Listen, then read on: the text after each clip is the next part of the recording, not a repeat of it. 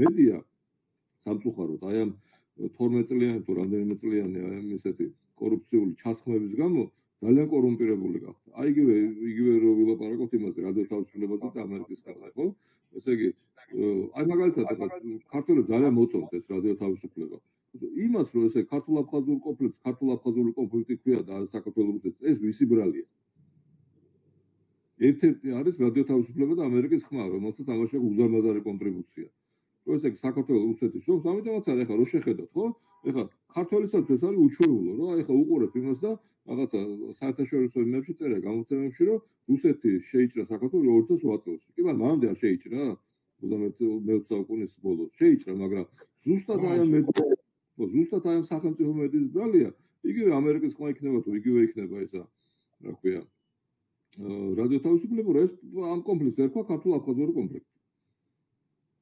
და მუშაობდა უამრავი ადამიანი ორივე რედაქციაში, რომელიც იყო, რავი, ლამის გაშიფრული კგბ-ს აგენტი.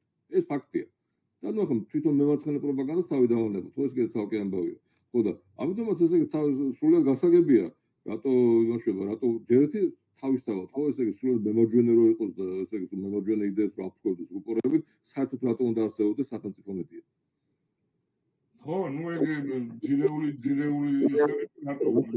ამიტომაც გადაეცემა შეკეთო გააკეთე გამოაცხადა ტენდერი გადაეცი რომელიმე იმას რადიოსადგურს ხო კი ბატონო ესე იგი მოვლენ ისინი რა ქვია რესპუბლიკელები მიეცი Fox News და Fox News-მა გააკეთოს ისა ტრანსლაცია და უშუალოდ იმ ქვეყნებს სადაც პრობლემულია მოვლენ დემოკრატები კი ბატონო მიეცი იმას რა Washington Post-მა გააკეთოს ხო აი ეს ხო გასაგები და ცხადი იქნება რა ხდება ამ შემთხვევაში და სამწუხაროდ მე რა მოხდა იცი რომ სწორედ ამ რადიო თავისუფლების და ამერიკის სისტემის გამო ჟურნალისტური სტანდარტი გახდა მემარცხენეობა თემსოფლოში და განსაკუთრებით საქართველოში.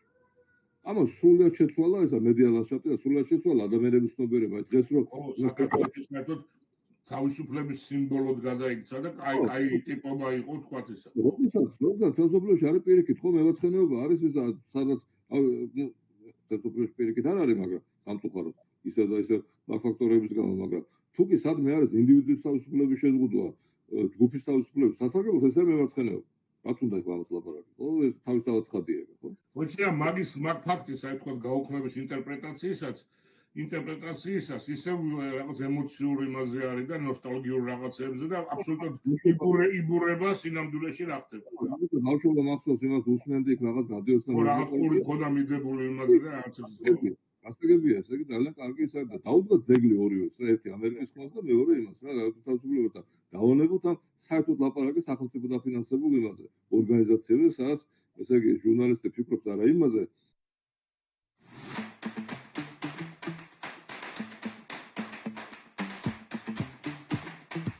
ესე იგი როგორ მიიტანოს ინფორმაცია, ისეთი ადეკვატური ინფორმაცია, რომ ეს ადეკვატური ინფორმაცია იყოს და არა დაუშვათ ტენდენციური, რაღაც იმაზე ფიქრობს, ვაშინგტონში მოეწონება თუ არა მის უფროს ერთი მაგალითი არსებობს, ბევრი არსებობს, მაგრამ მაგალითად არსებობს Daily Wire, ეგეთი რაღაც, რომელიც არსებობს მხოლოდ გამომწერების ხარჯზე რა ფასიანია ეს გამოწერა და ეს თუ ამდენი მომხრე ყავს ამ რადიო თავისუფლების და ამერიკის ხმას, ხო? გაპრობლემება გააკეთე, რომ გადაგიხადენ აბონემენტის ფული და თქვა იარსებდი, კი ბატონო. ხო, მე თუ სახელმწიფო ინტერესი კი ბატონო სახელმწიფო დადოს ფული, ოღონდ მიცეს იმას ძალიან კონკრეტულ კონტაქტის პირობებზე, მიცეს იმას ძალიან კონკრეტულ იმას მედია საშუალებებს და იმან ილაპარაკოს თუ გინდა აზიაში და თუ გინდა საქართველოში და თუ გინდა ოკეანეში, რა მნიშვნელობაა, ხო? მაგრამ აი ამ ხელა სისტემის შენდახვა და ისევ ალბათ რომ დათვალო ეს არავის არ დაუთვლია, მაგრამ დარწმუნებულია რომ ამ სისტემის რაღაცა მხოლოდ 20% ან 30% იხარჯებოდა უშუალოდ იმაზე ტრანსლაციაზე და დანარჩენი იყო უზარმაზარი ბიუროკრატიული აპარატის შენახვა. ამის დარწმუნებულება, თუ ეს სისტემები ესე მუშაობს რა, სხვანაირად არ მუშაობს უბრალოდ. ასე რომ ეს ისეთია რა, გასაგებია, რომ ეს უნდა დაიხუროს, რა თქმა უნდა, იმიტომ რომ ეს არის, უჯერეთი ეს არის ძალიან მოძველებული, ნუ ჯერეთი რაღაცას რადიოა, ხო? ტექნიკურ იმაზე რო ვთქვა, სახეზე და ფორმაზე რო ველაპარაკოთ. მე ესე იგი უნდა დავანებოთ თავი იმას ობიექტურ ჟურნალისტიკას, ხო? და უნდა დავანებოთ თავი იმას მოთხოვნაზე, რომ ჟურნალისტი უნდა იყოს ნეიტრალური. ვერ იქნება ჟურნალისტი ნეიტრალური, იმიტომ რომ ადამიანია, უბრალოდ იმას უნდა ისწავლოს, რომ თავისი პოზიცია და თავისი გაშუქება მიაწოდოს ადეკვატურად. და ისიც არის, რომ ესე იგი ესეც უკვე აღარ არის, უკვე წერენ რაღაცა რამდენიმე სტატია წავიკითხე ამ ბოლო დროს და უკვე წერენ, რომ ძველი ჟურნალისტები გაქრა. ნუ იყვნენ, ამბობენ, რომ იყვნენ ისეთი ჟურნალისტები, ამის არ მჯერა, მაგრამ ნუ სტატიის ავტორები წერენ, რომ იყვნენ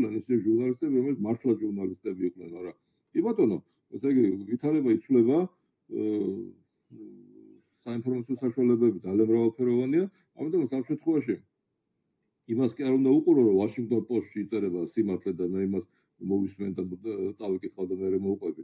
უნდა ქონდეს კრიტიკული აზროვნების უნარი და რამდენიმე წყარო და თუ გინდა მართლა რეალურად რამის გადამოწმება, რამდენიმე წყარო შენდა შეამოწმო. მე გაანალიზო, დასვა ის აუცილებელი კითხვები, რომელიც კრიტიკულ აზროვნებას აქვს და მე მიყოლ იქამდე რაც ხდება. ეს არის კაი, თელი ამბავი, იმიტომ რომ რაღაცა სადღაც ესე იგი არსებობს წერტილი, საიდანაც ობიექტური გაშუქება ხდება, ეს არის სრული ბულშიტი რა. და რა თქმა უნდა, ამას ბოლო უნდა მოიღოს და რომელიც ნებისმიერ ეგეთ წერტილს ეხება, არავიდან შეიძლება იყოს საბოლოოდ ესე იგი ჭეშმარიტების. იგივე ეხება საზოგადოებრივ მაუწყებლობას საქართველოს, ხო რაღაცა ოცნებები რო არის, ხო რომ ესა აი ხალხს უნდა მაუწყებლობა.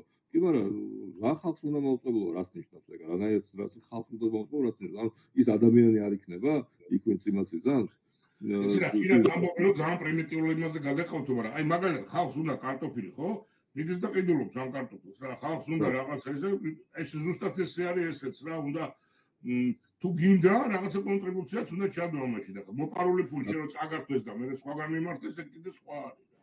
ხო, ნუ მით უმეტეს რომ გადასახადები არ უნდა ეხარჯებოდეს იმაში, რადგან ჩვენ არ აგვაქვს ერთგვაროვანი წარმოდგენა, ხო? საერთო წარმოდგენა, მაგალითად, ნუ ვიცით რომ კი ბატონო, გადასახადები უნდა ეხარჯოს სოციალურ დაუცველებში. ოკეი. გადასახადები უნდა ეხარჯოს თავდასხმაში, თუმცა სალომე ზურაბიშვილი იტყვის რომ არა. კი ბატონო, მათ უმრავლესობას ახდებით რომ უნდა დაიხარჯოს, ხო? კაი დაიხარჯოს. მაგრამ გადასახადები დაიხარჯოს ტელევიზიაში რატო? რისი გულისათვის? ხო, როცა შემიძლია ეს გადამამწირდეს სოციალურ დაუცველებზე და თავდაცვაზე. ხო? ამაზე ხო ლაპარაკი საბოლოო ჯამში მე 100 მილიონს ვაკლებ სოციალურ დაუცველებს, ის ასე მათ განათლებას, მათ ჭამას, მათ იმას ჩაცმას, ამას ვაკლებ და მიმაქვს ვიღაცების ჯიბეში, რომლებიც იმას იზამენ, ესე იგი რაღაცა გაურკვეველ ინფორმაციის გავრცელებას დაიწყებენ. რატო? როდესაც არსებობს ამდენი ინფორმაციის წყარო. ამაზე ლაპარაკი რა, საბოლოო ჯამში და ისევ და ისევ ესე დიდი სოციალური გავლენა, რომელიც აი ამ იმათ დიდმა კორუფციულმა სისტემამ მოახდინა თელსოფლიოზე არის ის რომ ისა კიდევ მეორე ჟურნალისტის სტანდარტი სამწუხაროდ და განსაკუთრებულად საქართველოში გახდა მევარცხენე პოზიცია. ეს ის არის. ეს არის კატასტროფა, რასაც ნუ იმედია ამერიკელები დაგვეხმარებიან რომ ეს ავიდოთ თავიდან.